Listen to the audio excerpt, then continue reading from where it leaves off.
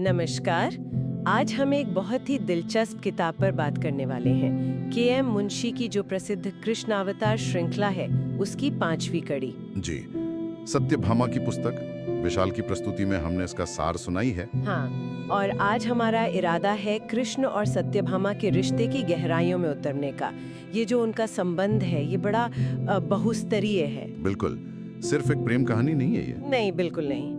इसमें आपको अहंकार दिखेगा, समर्पण दिखेगा, मानवीय भावनाओं का कैसा ज्वार भाटा उठता है और फिर कैसे आत्म खोज होती है, वो सब कुछ है। और मुंशी जी की यही तो खासियत है, वो इन पौराणिक पात्रों को इतना जीवंत कर देते हैं ना। हाँ बिल्कुल, जैसे सत्यभामा का चरित्र, उनका वो तीव्र अभिमान और उतना ही तीव्र प्रेम। और दोनों के बीच का वो संघर्ष, वो आज भी कितना प्रासंगिक लगता है। कहीं ना कहीं अपने आसपास के रिश्तों में दिख जाता है। सही कहा। मुंशी जी ने उन्हें देवी नहीं बल्कि एक धड़कते दिल वाली असल मानवीय स्त्री की तरह घड़ा है। जी, तो चलिए शुरू करते हैं सत्यभामा के परिचय से।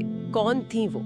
यादवों के एक बड़े सरदार थे सत्राजित। हाँ, सत्राजित। उनकी बेटी थी सत्यभामा।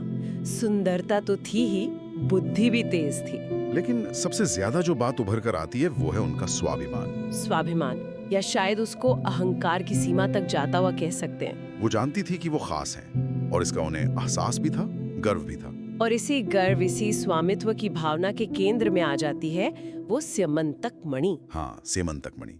पूरी कहानी कहीं ना कहीं इसके इर्द गिर्द घूमती है। सत्राजित को सूर्य देव से मिली थी ये। कहते थे अपार समृद्धि देती है। जी, लेकिन ऐसी शक्तियों के साथ अक्सर लोभ, ईर्ष्या, दुर्भाग्य, ये सब भी जुड़ जाते हैं। हाँ, मुंशी जी ने उसे सिर्फ कोई जादुई चीज नहीं दिखाया, वो जैसे मानवीय इच्छा, भ्रम, मोह उसका एक प्रतीक बन जाती है। बिल्कुल, भौतिक आकर्षण और उससे जुड़े जो खतरे होते हैं, उसका जैसे मूर्त रूप हो वो मणि। और फिर कहानी में वो मोड़ आता है जब मणि गायब हो जाती है। हाँ, सत्राजित का भाई था प्रसेन, वो उसे पहनकर शिकार पर गया और लौटा ही नहीं। और शक किस पर गया? सीधा कृष्ण पर। जी, क्योंकि कृष्ण ने पहले वो मणि मांगी थी सत्राजित से, राज्य के हित के लिए। और सत्राजित ने साफ मना कर दिया था। तो अब जब मणि गायब हुई तो उंगली कृष्ण पर उठी। अब कृष्ण को अपना नाम साफ करना था, अपना सम्मान बचाना था। तो वो खुद निकले मणि की तलाश में। और यहीं से वो घटनाएं शुरू होती हैं जो कृष्ण और सत्यभामा को एक साथ ले आती हैं। बिल्कुल। ये खोज कृष्ण को कहाँ ले जाती है? घने जंगल, गुफाएं, और फिर वो पहुंचते हैं जाम्बवान के पास। जाम्बवान, वही रामायण वाले ऋषराज, चिरंजीवी थे वो। जी, और मणि उनके पास थी, उनके बच्चे उससे खेल रहे थे। फिर तो युद्ध हुआ होगा। भयंकर युद्ध, 27 दिन चला कहते हैं, कृष्ण और जाम्बवान के बीच। लेकिन ये कोई दुश्मनी वाला युद्ध नहीं था। अच्छा। हाँ, ये एक तरह से एक दिव्य विधान का हिस्सा था, दो शक्तियों का टकराव जिसका परिणाम तय था। और फिर वो क्षण आया जब जाम्बवान ने कृष्ण को पहचान लिया। जी, उन्हें कृष्ण में अपने प्रभु राम दिखे। उन्हें याद आया कि त्रेता युग में उनकी राम से लड़ने की इच्छा अधूरी रह गई थी। ओह। तो बस पहचानते ही वो नतमस्तक हो गए। मणि तो लौटाई ही। अपनी बेटी जामवंती का विवाह भी कृष्ण से कर दिया। हाँ, तो ये सिर्फ मणि की वापसी नहीं थी, ये कृष्ण के देवत्व की एक और पुष्टि थी। और जब कृष्ण मणि लेकर जामवंती के साथ द्वारका लौटे, तब सत्राजित का क्या हाल हुआ होगा? शर्मिंदगी, अपराध बोध, अपने झूठे आरोप पर पछतावा हुआ उन्हें। और कृष्ण की महानता देखकर वो इतने प्रभावित हुए कि मणि के साथ साथ अपनी बेटी सत्यभामा का हाथ भी कृष्ण को सौंप दिया। जी, तो देखिए, कहानी शुरू हुई शक से, आरोप से, और अंत हुआ विवाह पर, मिलन पर। लेकिन वो मणि, हाँ, एक मुंह गवाह की तरह। अभिमान, अधिकार, सत्य, इस सारे खेल की। और यही से असल में कृष्ण और सत्यभामा के रिश्ते की असली परीक्षा शुरू होती है। हाँ, अब आते हैं सत्यभामा के उस स्वभाव पर। मुंशी जी ने क्या खूब उकेरा है।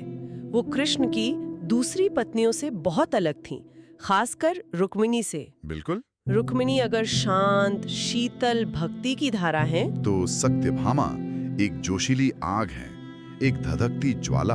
उनका प्रेम भी सवाल करता है, उनकी आस्था भी बहस करती है, और उनका अभिमान, वो तो जैसे हमेशा मौजूद रहता है। वो कृष्ण को पाना चाहती हैं, पूरी तरह से, सिर्फ अपने लिए, दुनिया के लिए नहीं। ये बहुत अहम बात है। प्रेम तो गहरा था, इसमें शक नहीं, लेकिन उसमें वो पॉसेसिवनेस थी, वो अहंकार था। हाँ, वो ये मान ही नहीं पाती थी कि कृष्ण सिर्फ उनके पति नहीं, वो जगत के नाथ हैं, उन पर सबका हक है। उनका प्रेम हमेशा मेरा और सिर्फ मेरा में उलझा रहता था और मुंशी जी ने यही दिखाया।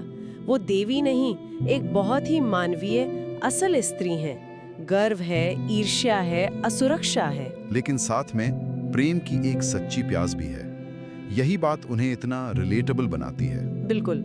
और कृष्ण का रवैया देखिए, वो उन्हें दबाते नहीं, डांटते नहीं, वो उन्हें उनकी भावनाओं से गुजरने देते हैं, अनुभव से सीखने देते हैं। उनका तरीका उपदेश का नहीं, अनुभव का है। वो मौन रहते हैं, परिस्थितियां बनाते हैं। जी, और यहीं से वो प्रसंग आता है जो शायद इस किताब का सबसे यादगार हिस्सा है। तुलाभरम, प्रेम का संतुलन। हाँ, तुलाभरम, अहंकार और भक्ति का वो सीधा टकराव। इसकी भी एक कहानी है पीछे। नारद मुनि आते हैं अपनी खास शैली में, हाँ, और वो ऐसी स्थिति बना देते हैं कि सत्यभामा को ये साबित करना पड़ता है कि वो कृष्ण को सबसे ज्यादा प्यार करती हैं। और सत्यभामा अपने धन और सुंदरता के अभिमान में वो घोषणा कर देती हैं कि मेरा प्रेम इतना महान है कि मैं कृष्ण को सोने में तौल सकती हूँ। वो इसे एक चुनौती की तरह लेती हैं। सोचिए जरा वो दृश्य, एक बड़ा सा तराजू, कृष्ण एक पल्लड़े पर और सत्यभामा दूसरे पल्लड़े पर अपना सारा सोना, चांदी, रत्न, आभूषण सब डालना शुरू करती हैं। महल के भंडार खाली होने लगते हैं, लेकिन तराजू वो हिलता तक नहीं। कृष्ण का पल्ला नीचे का नीचे। सत्यभामा का आत्मविश्वास पहले घबराहट में बदलता है, फिर शर्मिंदगी में, अपमान में। उनका सारा गर्व, सारा धन बेकार साबित हो रहा था। और ठीक उसी वक्त जब वो पूरी तरह हताश हो चुकी होती हैं, तब रुक्मिणी आती हैं, शांत, विनम्र। कोई दिखावा नहीं, कोई घोषणा नहीं, बस श्रद्धा से कृष्ण को प्रणाम करती हैं, पूजा की थाली से एक तुलसी का पत्ता उठाती हैं और उसे दूसरे पल्ले पर रख देती हैं। और शायद मन में कहती हैं या धीरे से कि प्रभु, ये पत्ता मैं पूरे हृदय की भक्ति और प्रेम से अर्पित करती हूँ। और फिर चमत्कार, तराजू का कांटा तुरंत झुक जाता है, कृष्ण वाला पल्ला ऊपर। सत्यभामा का सारा धन दौलत, सारा वैभव रुक्मिणी की उस सच्ची निश्चल भक्ति के प्रतीक एक तुलसी दल के सामने हल्का बढ़ गया। वो क्षण सत्यभामा के लिए कैसा रहा होगा? दिल टूटने जैसा। दिल टूटा भी और शायद जागा भी। उनका अहंकार चकनाचूर हो गया। उन्हें पहली बार ये एहसास हुआ होगा कि प्रेम अधिकार जताना नहीं, मोल लगाना नहीं, बल्कि संपूर्ण समर्पण है। उनकी आंखों से आंसू बहे होंगे, पर वो अहंकार के नहीं, पछतावा और समझ के होंगे। वो कृष्ण के चरणों में गिर गई होंगी और शायद कहा होगा, अब समझी प्रभु, आपको जीता नहीं जा सकता, सिर्फ प्रेम किया जा सकता है। ये उनके रूपांतरण का एक बहुत बड़ा मोड़ था।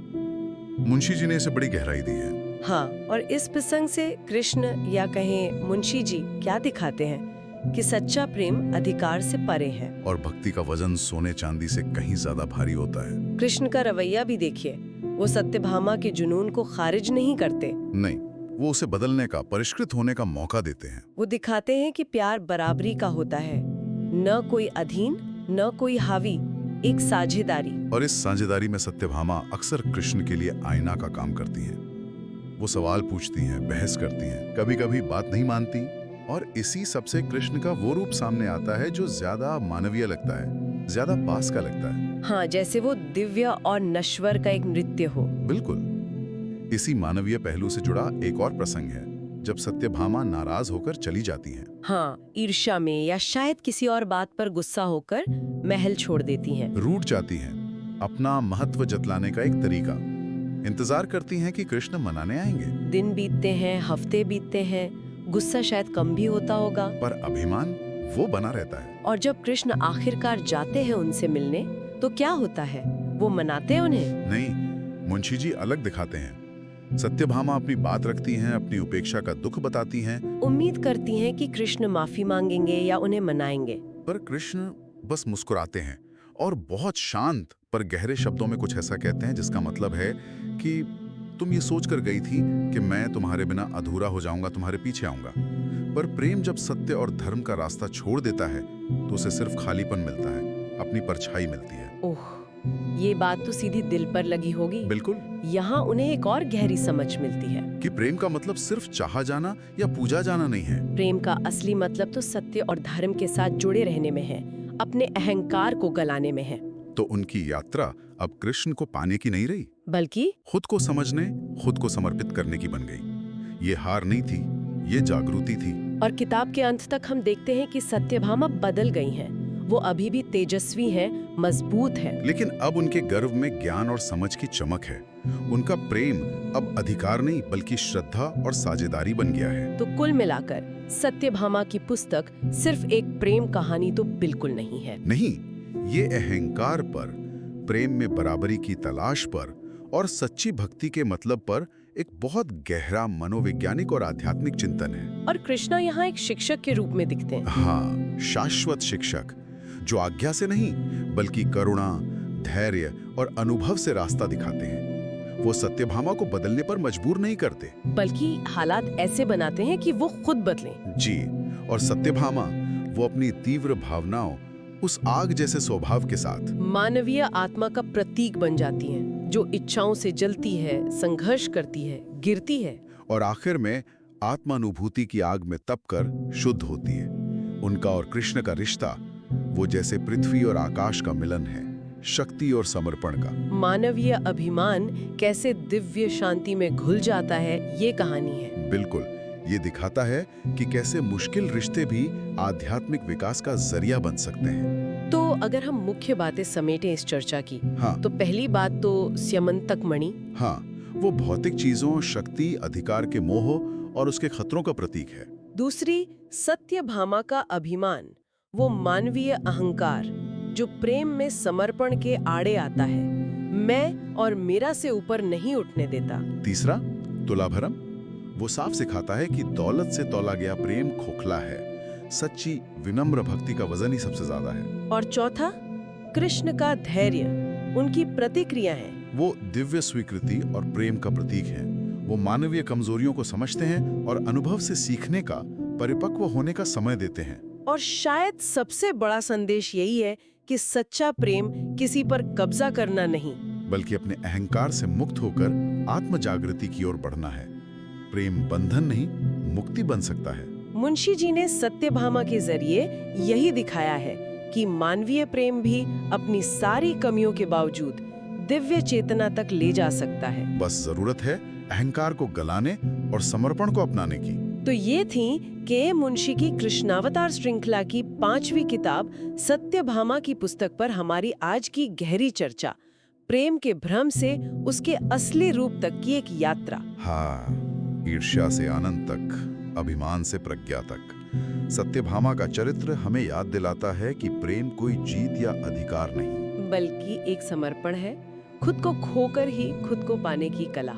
और ये सोचने पर मजबूर करता है कि हमारे अपने जीवन में, हमारे रिश्तों में ये अहंकार, अधिकार और सच्चे प्रेम का संघर्ष कहाँ और कैसे चलता रहता है। बिल्कुल सही कहा। और जाते जाते एक विचार छोड़ जाते हैं सबके लिए।